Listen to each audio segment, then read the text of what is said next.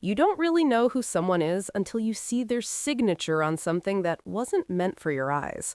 Or in my case, until you hear what they say when they think you can't understand them. My husband Mark took me to an upscale Japanese restaurant for our 5th anniversary.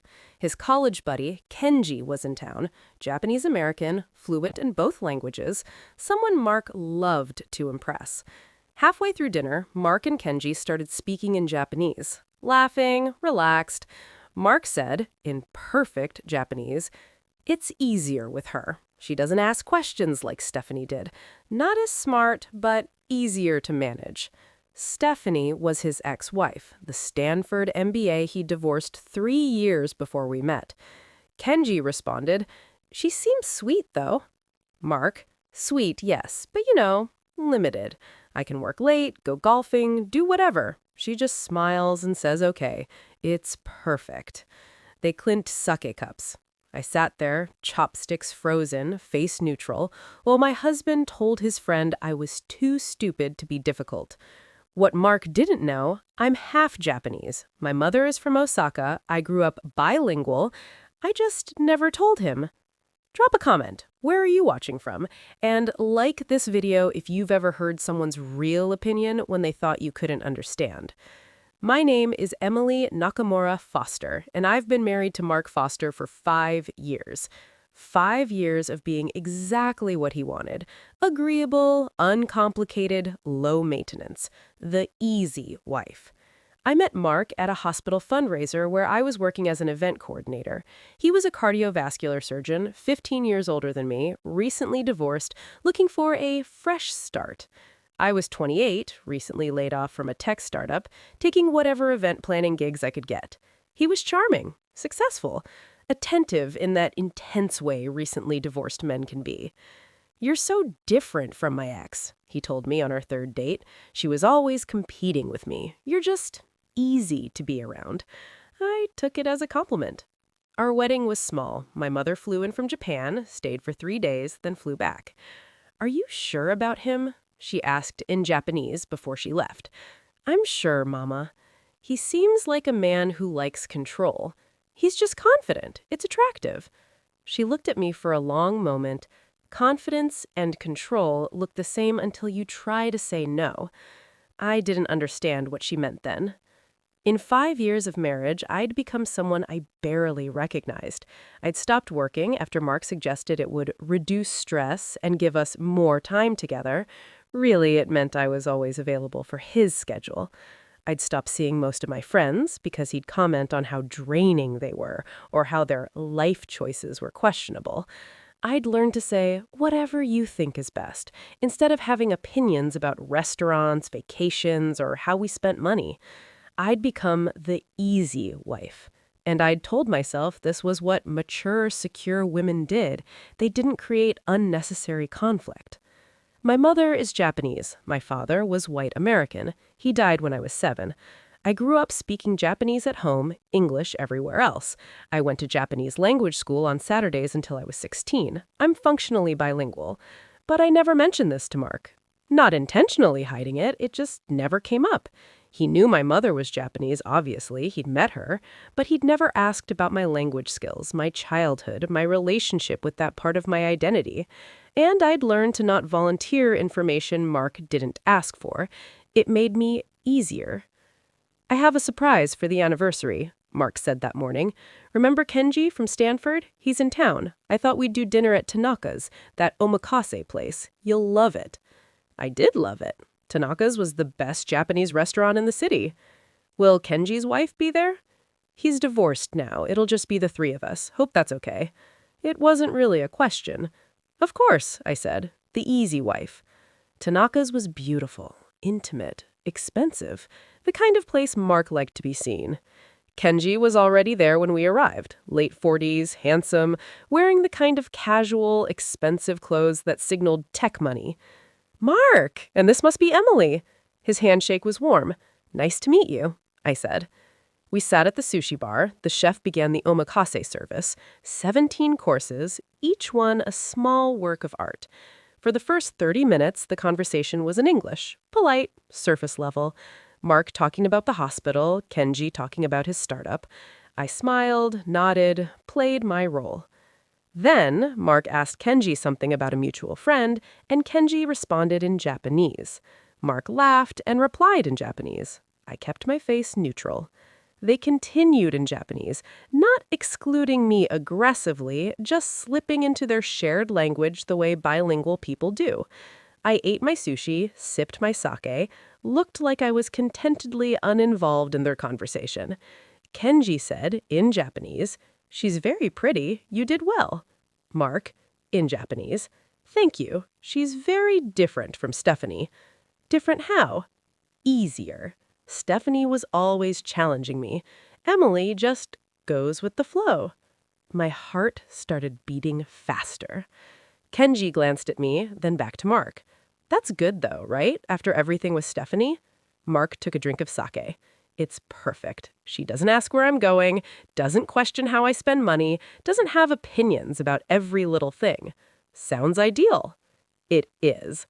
Not as smart as Stephanie, but honestly, that's a relief. I don't need another partner. I just need someone who makes home comfortable. I carefully lifted my sake cup to my lips. My hand didn't shake. They kept talking. I kept listening. "Do you think you'll have kids?" "Maybe. She wants them. I'm on the fence. She'd be a good mother, nurturing, attentive, not too focused on her career like Stephanie was." "She doesn't work?" "Not anymore. I suggested she take a break after we got married. Less stressful for both of us." "She was okay with that?" Mark smiled. "That's the beauty of Emily. She's always okay with things. It's like having a very attractive, very agreeable roommate who happens to be my wife." Kenji laughed uncomfortably. "That sounds practical?" "Practical, yes, but also easy. After Stephanie's constant debates and demands, easy is exactly what I wanted." The chef placed a beautiful piece of toro in front of me. I looked at it, looked at Mark, looked at Kenji. Then I said, in perfect Japanese, "This toro is excellent. The marbling is beautiful." Both men froze. The chef, who'd been quietly listening, smiled slightly and responded in Japanese. "I'm glad you appreciate it." I turned to Mark and Kenji, still speaking Japanese. "I've been enjoying your conversation. Very illuminating." Mark's face went white. "You speak Japanese?" he said in English. "I'm half Japanese. My mother is from Osaka. I grew up speaking both languages." "You never asked." Kenji looked like he wanted to disappear into the floor. "Emily, Mark started.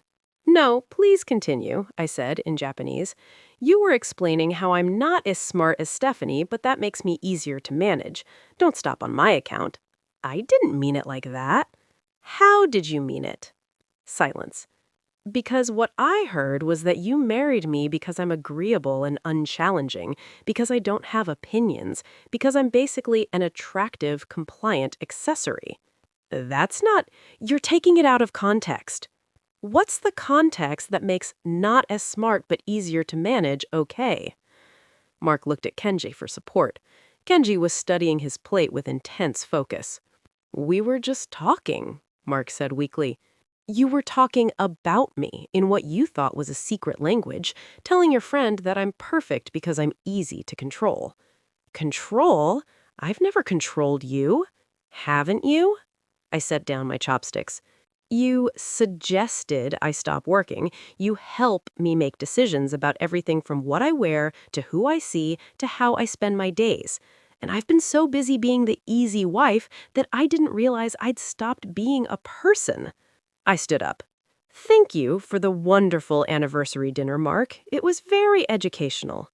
I turned to the chef and said in Japanese, "Thank you for the beautiful meal. I apologize for the scene." He bowed slightly. "No apology necessary. You honored the food by understanding it." I walked out of the restaurant. Behind me, I heard Mark say something to Kenji in English. I need to fix this." I kept walking. I didn't go home.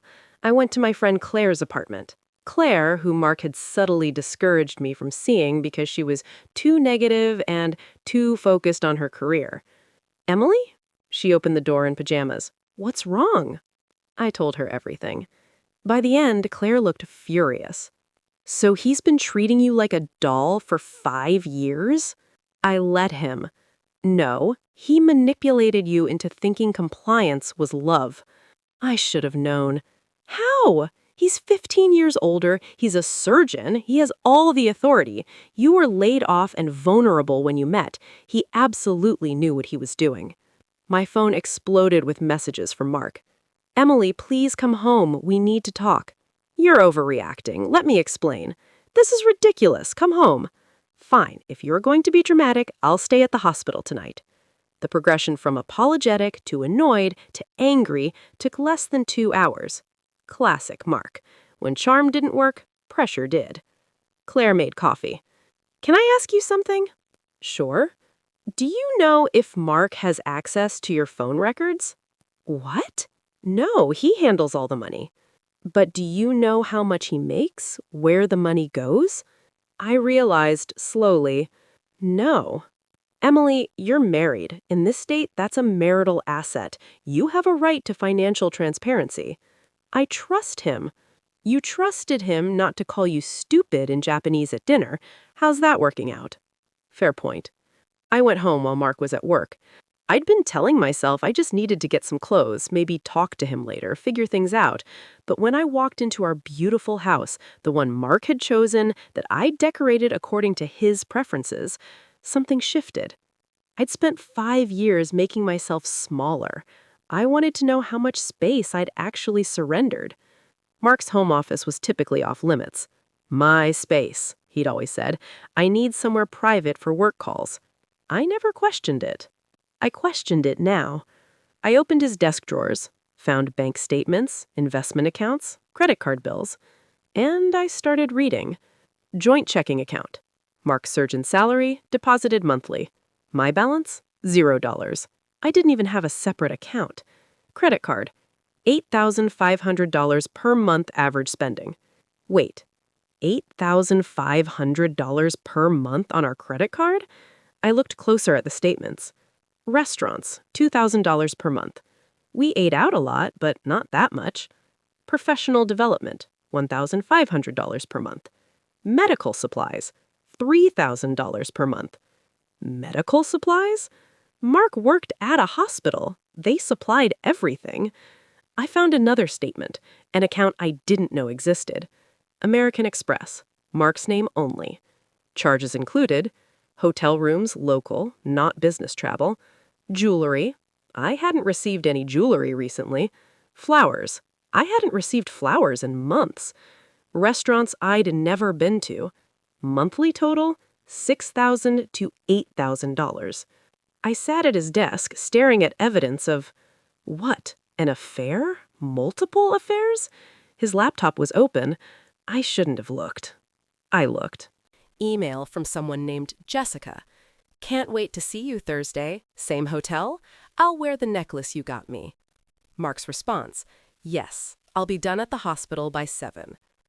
Thursday. That was 2 days ago. The day Mark said he was staying late for a complicated surgery. I kept scrolling. Multiple women. Multiple ongoing affairs. At least 4 different women over the past 2 years. Some were co-workers, some were pharmaceutical reps, one was a patient's daughter. All the emails had the same tone. Mark as the charming, attentive lover, the man who needed understanding because his wife didn't get him. His wife, me, the easy one. Turns out easy to manage also meant easy to cheat on. I called my mother in Japan. 3 a.m. her time. She answered immediately. Musume? Daughter. What's wrong? In Japanese, I told her everything. The dinner, the affairs, the financial manipulation. 5 years of making myself small for a man who saw me as a convenient placeholder. My mother was quiet for a long moment. Then, do you remember what I said at your wedding? That he likes control. And what did you say? That I could handle it. Can you? No, Mama, I can't. Good. That's the first true thing you've said in 5 years. My mother had advice delivered in rapid Japanese. 1. Document everything. I took photos of all the financial records and emails. 2. Open my own bank account immediately. 3. Consult a divorce lawyer before talking to Mark. 4. Do not let him make you doubt what you saw. He will try to convince you that you're overreacting, she said. He will say you misunderstood. He will say the affairs meant nothing. He will blame you for going through his things instead of acknowledging what you found. How do you know? Because men like him don't take responsibility. They take control. The moment you threaten that control, they attack. She'd been through this with my father, I realized. Before he died, there had been years of subtle manipulation. Don't be me, she said. Don't stay. I met with a divorce attorney that afternoon. Her name was Patricia Park, and she specialized in high-asset divorces. How much do you think your husband makes? She asked. Around $400,000. He's a cardiovascular surgeon. She looked at the financial records I'd photographed. He makes closer to $650,000 plus investment income. He's been hiding assets. How can you tell? These professional development and medical supply charges, they're fake categories. Look at the merchant codes. These are cash advances and transfers to private accounts. He's been siphoning money before it hits your joint account. Why would he do that? Because in this state, marital assets are split 50-50 in a divorce. If he's planning ahead or just likes control, he'd want money you can't access. But we're not getting divorced. We weren't. I didn't think... Patricia looked at me with something like pity. Emily, men don't hide assets unless they're planning an exit or preventing you from having one. Did you sign a prenup? Yes. Mark said it was standard for doctors. Liability protection. Do you have a copy? No. He said his lawyer had it. That's a red flag. Let me make some calls. 2 hours later, Patricia called me back. Emily, I need you to sit down. I sat. I found the prenup in court records. It's not what he told you it was. What do you mean? You signed away rights to almost everything. His salary, his retirement, the house, all premarital assets, which he listed as significantly higher than they probably were. In a divorce, you'd get almost nothing. But I thought it was about medical liability. That's what he told you. What you signed was a document that essentially makes you financially powerless in the marriage and impoverished if you leave. I felt sick. Can we contest it? Maybe, if we can prove you signed under duress or false pretenses. Did he rush you? I thought back. The prenup had appeared 2 weeks before the wedding. Mark said it was just a formality. His lawyer explained it to me while Mark was in the room, smiling, holding my hand. I trusted him. That's what he counted on. I was waiting when Mark got home that evening. I'd spent the day preparing, documenting, planning. Emily, he looked cautious, I'm glad you're home. We need to talk about last night. Yes, we do. He sat down, sliding into his reasonable doctor voice. I know what I said sounded bad, but you have to understand, Kenji and I were just joking around. Guy talk. It didn't mean anything. You said I wasn't as smart as your ex-wife, but that made me easier to manage. That's not... I didn't mean you weren't smart. I meant you're not as complicated, as demanding. It was a compliment. Being called manageable is a compliment? Emily, you're being oversensitive. And you've been having affairs. His face went blank. What? Jessica and 3 other women. I found the emails, the credit card statements, the hotel charges. Mark stood up. You went through my private things? You've been cheating on me for at least 2 years. You had no right. And you've been hiding money, fake expenses, private accounts. You make $650,000 a year, and you've convinced me we need to budget carefully? His expression shifted, calculating. Those are business accounts, for tax purposes. You don't understand finance. I understand that you've been stealing from our marital assets. Stealing? From myself? From us. We're married. Those are our assets, and you've been hiding them so I can't access them. Mark's voice went cold. This is what happens when you let women make financial decisions. You get paranoid and accusatory. I also found the prenup, the real one, the one where I signed away rights to almost everything. He was quiet. You told me it was liability protection. It was. It was a trap. You married me with a prenup that makes me completely financially powerless in the marriage. It's a standard prenup. No, my lawyer says it's one of the most one-sided agreements she's ever seen, and you lied about what it said. Mark's entire demeanor changed. The charming, patient surgeon disappeared. What remained was cold. So you hired a lawyer? Yes. To do what? Divorce me? Good luck with that prenup. We'll see what a judge says when they hear you lied about what I was signing. You'll spend years in court, tens of thousands in legal fees, and you have no money of your own. I made sure of that.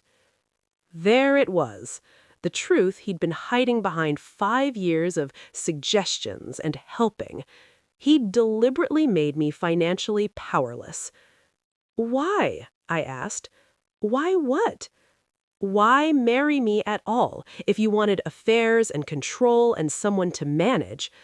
Mark smiled. It didn't reach his eyes. Because you were perfect, Emily.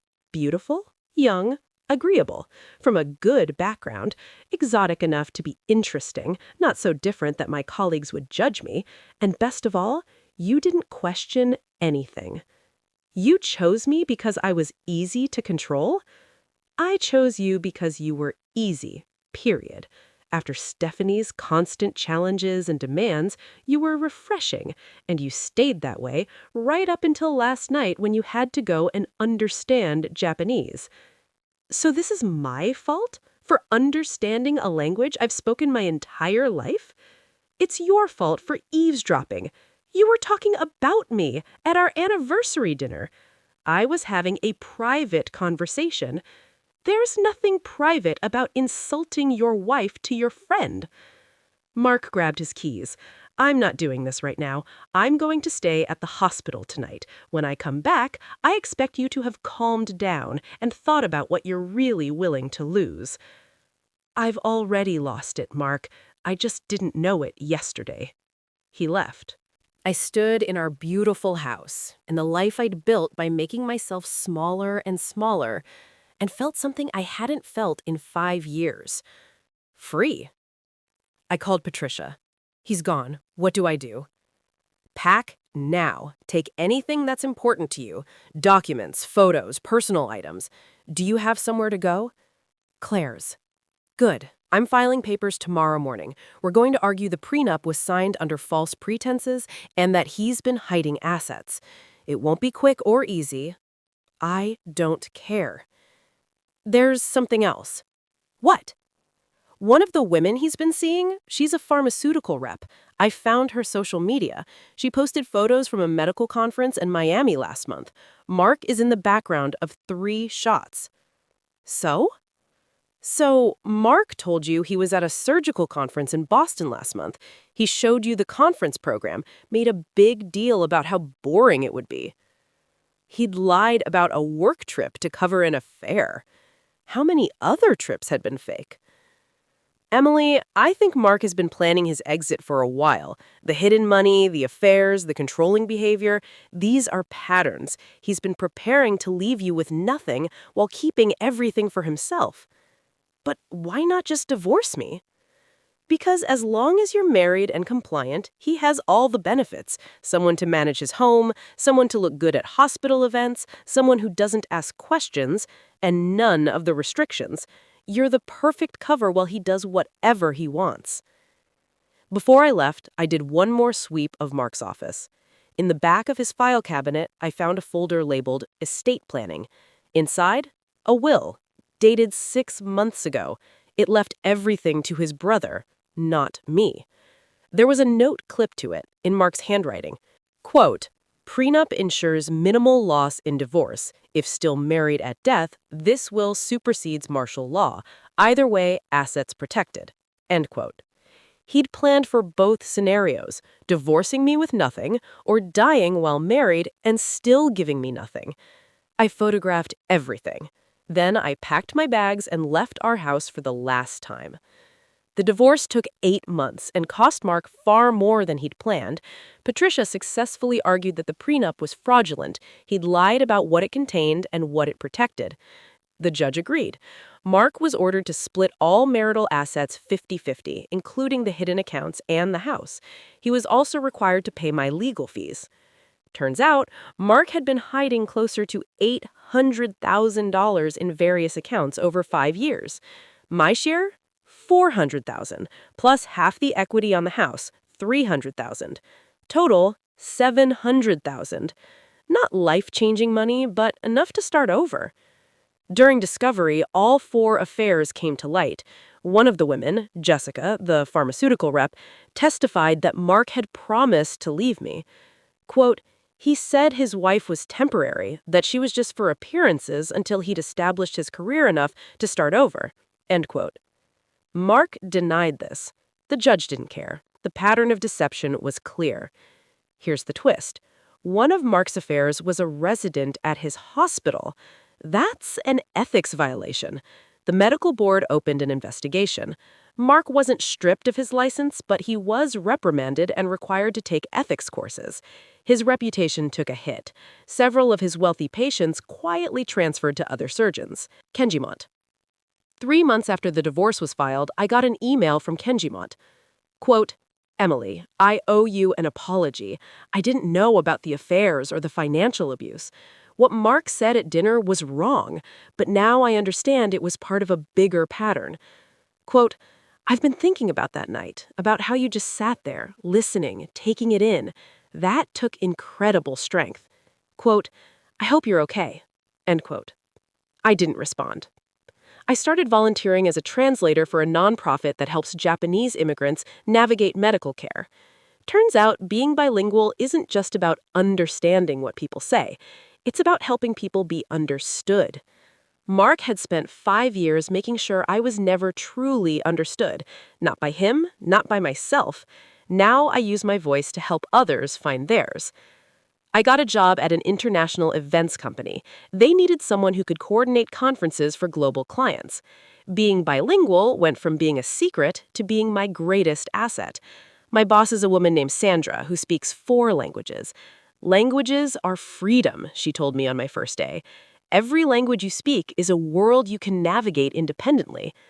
Mark had wanted me dependent, navigable only through him. Now I navigate myself. My mom visits more often now. Last time she came, we went to Tanaka's, the restaurant where everything changed. The chef remembered me. The woman who understands, he said in Japanese. I'm still learning, I replied. He smiled. We all are. People ask me, do you regret the 5 years? I regret the time lost. I don't regret what I learned.